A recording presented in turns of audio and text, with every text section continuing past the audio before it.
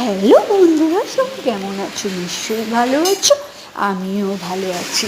আজ আমি কচুর বড়ার রেসিপি নিয়ে হাজির হলাম।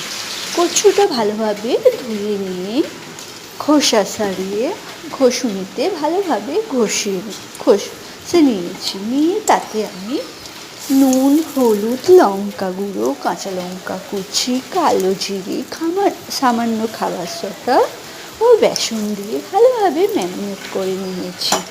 এবার আমি কড়াইয়ে তেল দিয়ে তেলটা গরম হয়ে যাওয়ার পর এই বড়া টাইপের আমি কড়াইয়ে ছেড়েছি।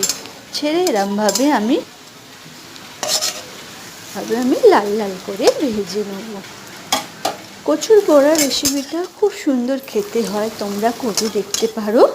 কেমন হয়েছে করে দেখলে জানতে পারবে, আর আমাকে জানিও যদি তোমরা এই কচুর বড়া রেসিপিটা করো।